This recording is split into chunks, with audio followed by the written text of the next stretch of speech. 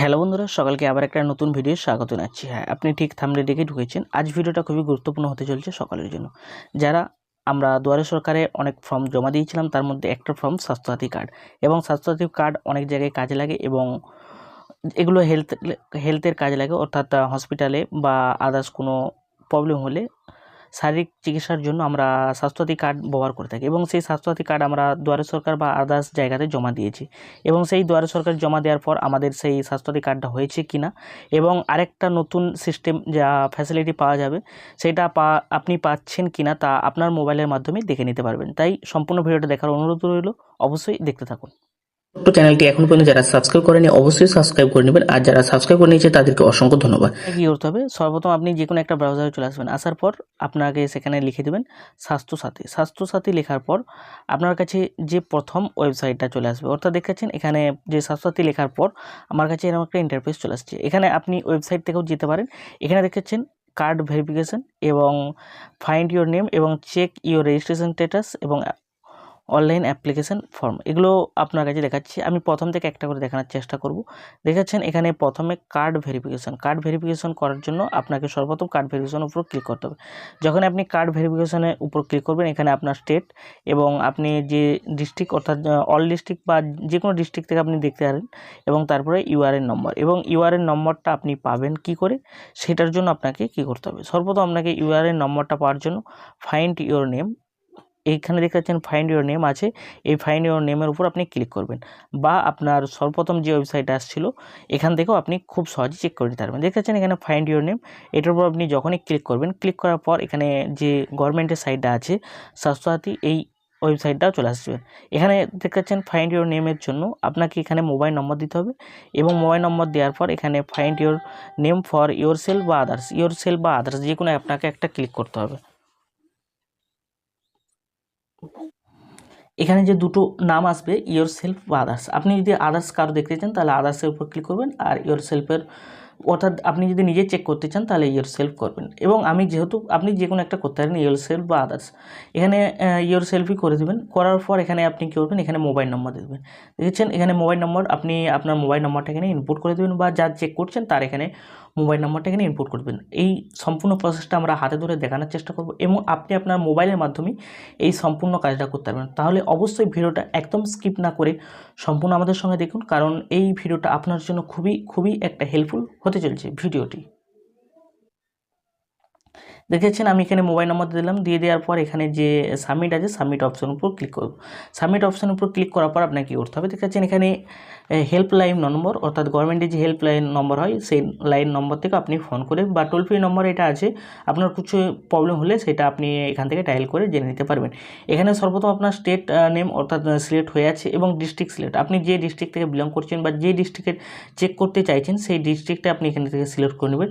Select করে নেওয়ার পর এখানে আপনি আধার, অর্থাৎ এখানে দেখতে পাচ্ছেন সার্চ বাই, অর্থাৎ সার্চ বাই করার জন্য আপনি আধার নম্বর ধরেও সার্চ করতে পারেন, বা আপনাকে এখানে যে আরেকটা নম্বর আছে খাদ্যসাথী রেশন কার্ড নম্বর ধরেও আপনি চেক করতে পারেন। আধার নম্বরটাই সবথেকে বেস্ট হয় বা বেটার হবে।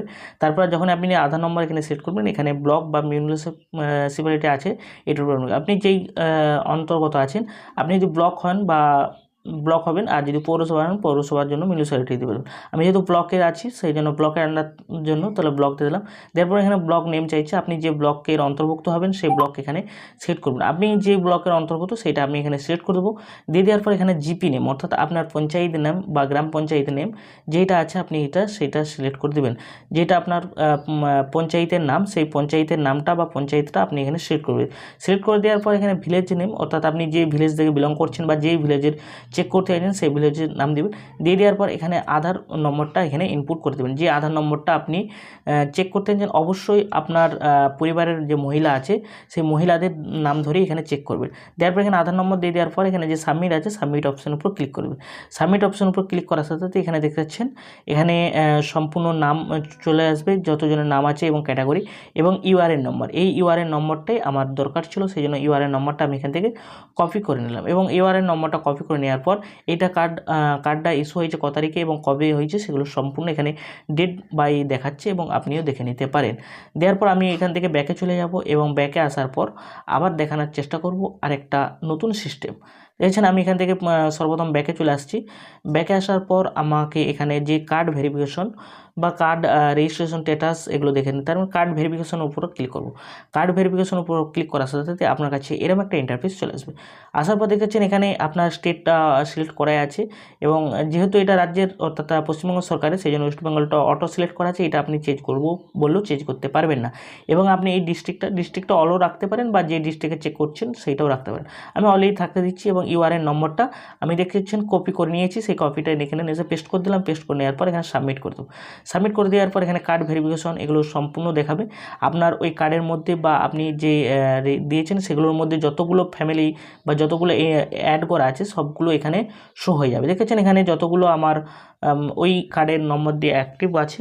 এবং সবথেকে ভালো আরেকটা দেখাচ্ছেন, এখান থেকে আপনি যেগুলো ডকুমেন্টসগুলো অর্থাৎ আপনি যেই কার্ডগুলো দেখতে পাচ্ছেন সেগুলো অ্যাক্টিভ আছে কি না সেগুলো সম্পূর্ণ আপনি দেখে নিতে পারবেন। সম্পূর্ণ আমরা দেখানোর চেষ্টা করছি। দেখাচ্ছেন এখানে অ্যাক্টিভ অর্থাৎ কার্ডগুলো আমার সবগুলো এখানে অ্যাক্টিভ আছে, এবং এটাও আপনাদেরকে দেখিয়ে দিলাম। এবং সবচেয়ে গুরুত্বপূর্ণ বিষয় বা গুরুত্বপূর্ণ জিনিসটা হলো কি, সেটা আজ আলোচনা এবং দেখাবো।